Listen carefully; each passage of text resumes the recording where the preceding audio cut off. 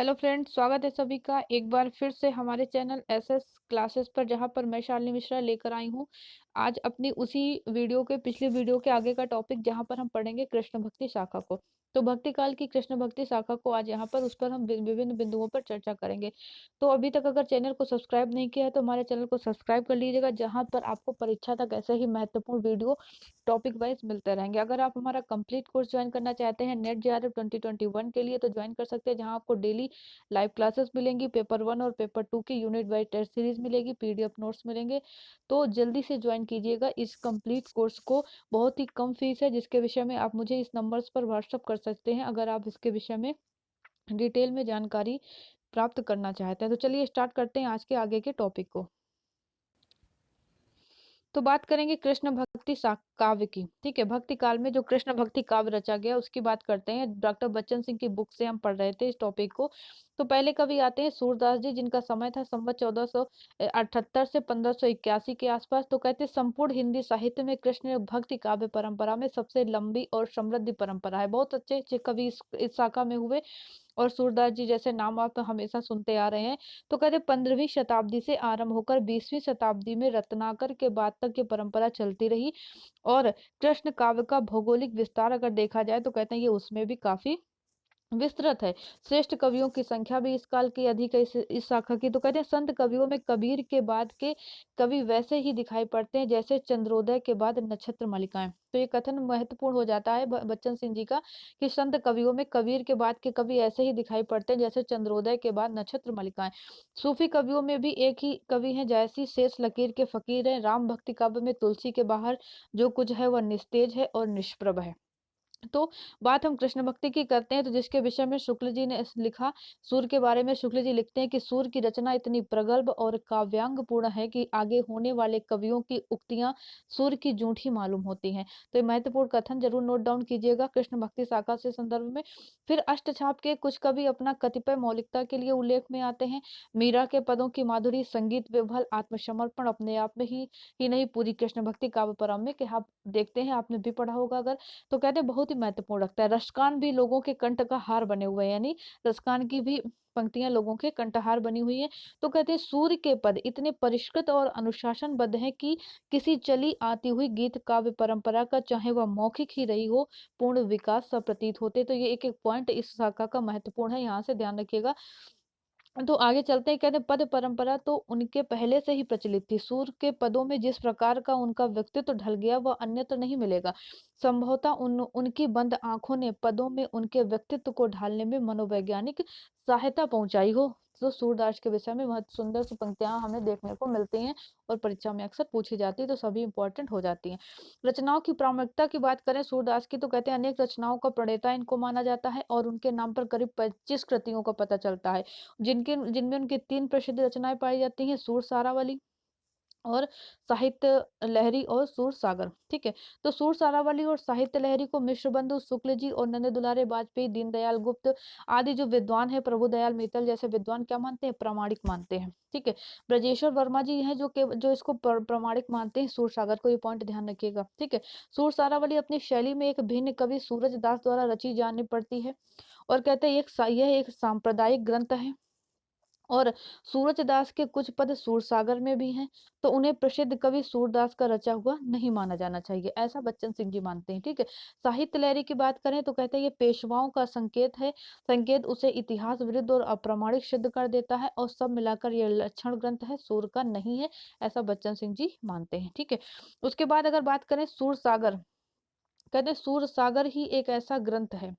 ठीक है, सूरसागर ही एक ऐसा ग्रंथ है, कहते हैं जिसके आधार पर उनकी कीर्ति पताका फहरा रही है, किंतु अपने वर्तमान रूप में उसे भी प्रमाणिक नहीं माना जा सकता। कहते हैं निश्चय रूप में ये नहीं बताया जा सकता कि सूरसागर में कितने पद हैं, लेकिन ऐसा कहा जाता है कि 1.25 लाख पद करीब सूरसागर में देखने को मिलते हैं। ठीक है, तो सूरदास की प्रतिष्ठा के लिए उनके प्रेमियों द्वारा उनकी प्रचारित सामग्री उसको माना जाता है, और सूरसागर का कहते हैं अभी तक कोई प्रमाणिक संस्करण प्रकाशित ही नहीं हुआ है। तो इनके जितने संस्करण हुए उसमें नागरिक प्रचारणी सभा द्वारा नंद दुलारे वाजपेयी द्वारा संपादित सूरसागर को ही सही माना जाता है।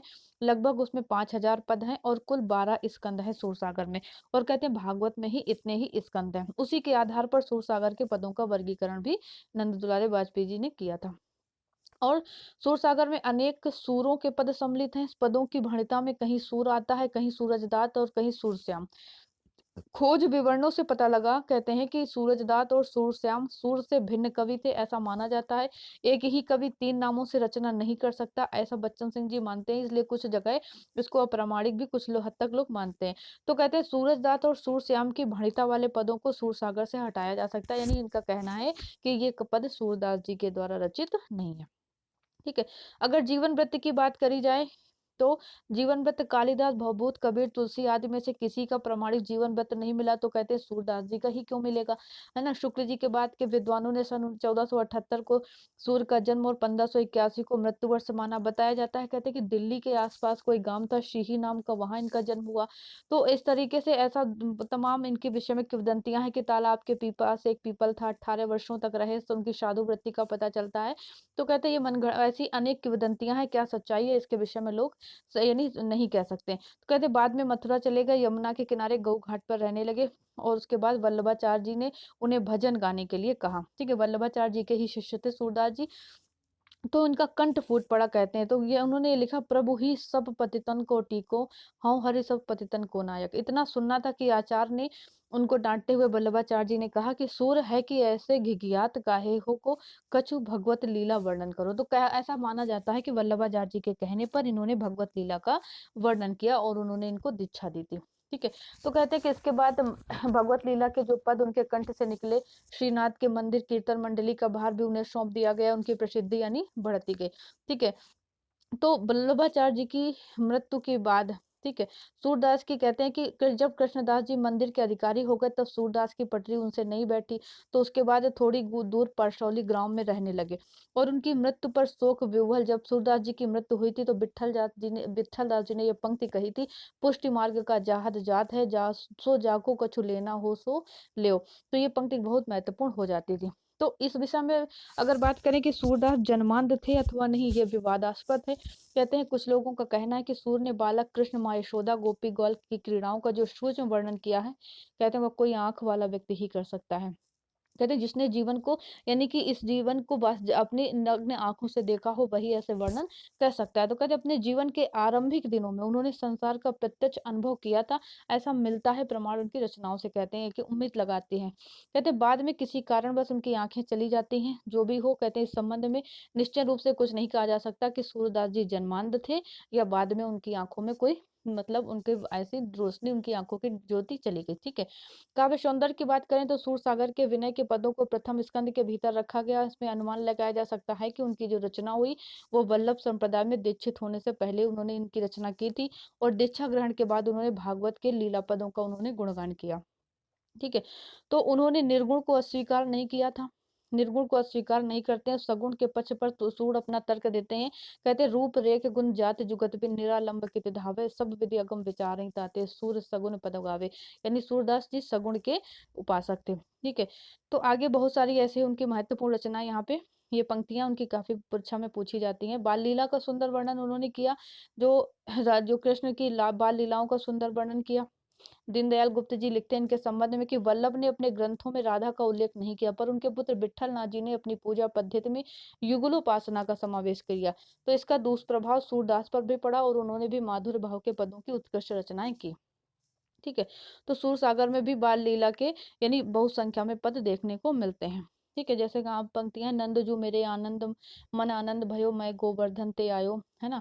कहते हैं कि सूरदास जी ऐसा बताते हैं कि कृष्ण जी के जन्म का काल्पनिक बिंब वर्णन करते हैं कि उनका जन्म हुआ, सूरदास जी वहां मिलने पहुंच जाते हैं नंद के घर में। तो ऐसा इन्होंने लिखा सूरदास जी ने।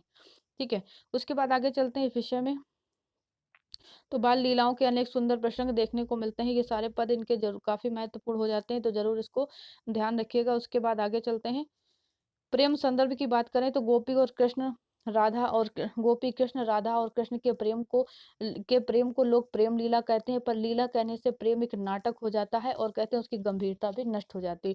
तो लीला की खोल हटा देने पर कहते हैं ये लौकिक प्रेम हो जाता है। तो प्रेम की जो अनन्यता, जो प्रगाढ़ता और जो आत्मसमर्पण, जो व्याकुलता उसमें दिखाई पड़ती है, वह कहते हैं अन्यत्र नहीं मिलती है, जो सूर्य के काव्य में मिलती है। कहते हैं आत्मसमर्पण का ही दूसरा नाम प्रेम है, और यही एक ऐसा तत्व है जहां पर अहम विसर्जित हो जाता है। कृष्ण ने गोपियों और राधा में जहां तक इस तत्व को उभरते देखा वहीं उसे तोड़ दिया। तो कहते शुक्ल इनके काव्य में प्रेम का प्रवाह इतना प्रखर होता है कि लोक वेद की मर्यादाओं का बांध टूट कर बह जाता है। शुक्ल जी ने इसे कहा जीवन उत्सव कहा, और यदि कालिदास को कहना होता तो कहते हैं इसे असमाप्त प्रेमोत्सव कहते। ठीक है। तो राधा कृष्ण और गोपी कृष्ण का प्रेम आख्यान का रूप प्रेम भर नहीं है, कहते हैं वह धीरे धीरे जीवन के अन्य प्रसंगों में उगता और बढ़ता चला जाता है। ठीक है। उसके बाद अन्य बहुत सारी रचनाएं देखने को मिलती हैं सुर के पदों में। ठीक है। प्रेम जन्म की कुंडली आंखों में बनती है, ऐसा वो एक पद लिखते हैं कि औचक ही देखी राधा नैन विशाल भाल दिए रोरी, नील बसन फरिया कट पहिरे बेनी पीठ रुलत झकझोरी, सूर श्याम देखत ही रिझे नैन नैन मिल परी ठगोरी, है ना। तो प्रेम का वर्णन इन्होंने किया। ठीक। उसके बाद मुरली की अगर बात आती है, छेड़छाड़ मुरली से जब होने लगती है तो उन्होंने लिखा, गोपिकाएं कहती मुरली तौ गोपाल भावती सुन रही सखी यद्यपि नंद नंदई नाना भांति नचावती। तो ऐसे ही सुंदर प्रसंग किया। भ्रमर गीत जो इसका महत्वपूर्ण है सूर सागर का, तो कहते हैं वियोग श्रृंगार का सर्वोच्च शिखर है भ्रमर गीत। विरह के वैविध्यपूर्ण मानसिक दशाएं जो कहीं मिलती हैं तो वो भ्रमर गीत में ही मिलती हैं। कृष्ण नटखट तो थे ही, उद्धव को फुसलाया कि तुम पंडित आदमी हो, ज्ञानी गुणी हो, गोपियों को निर्गुण उपासना का यानी कि मर्म समझा करके उनकी विरह वेदना को शांत करो। तो गोपियों को ज्ञान देने के लिए उद्धव को प्रतीक के रूप में भेज देते हैं। ठीक है।